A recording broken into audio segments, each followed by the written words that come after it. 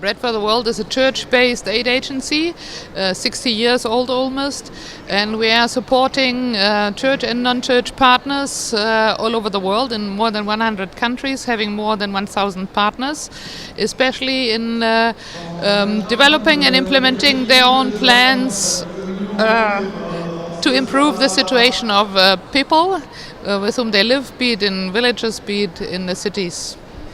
Okay, and why are you here at the COP? Since we are fighting poverty, we see the climate change as a huge driver of poverty, and we see it subverting and detracting the resources of people more and more, so that in different to development, the poverty would increase and is increasing all the time.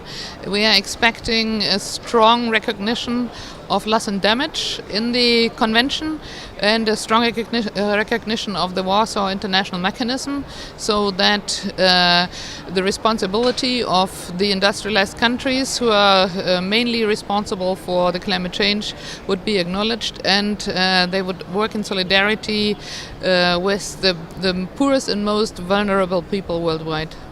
And can you give an example from your work of why you think that is needed? For example, we are supporting a organization which was responsible to help people from three islands in the Pacific to resettle, and there are another 43 islands in the villages in that region who need resettlement, and resettlement is extremely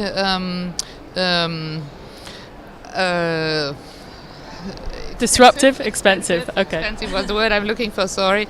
It's extremely expensive and disruptive, of course, as well. And people need a lot of support, which is not affordable to people in these regions who are already poor and highly vulnerable. So are we talking about compensation, which I know is a bit of a dirty word for countries like the US, or is there some other way that developed countries could show their solidarity? We are talking about the necessity to define a mechanism, a process whereby different measures would be discussed, and it would be discussed how in a proper way these vulnerable communities and countries would be supported. We are looking into the future rather than into the past, because if people lose their land and lose their island, they are threatened in the future, and they need the support right now and in the future. Okay, so not necessarily compensation then? We are talking about climate justice.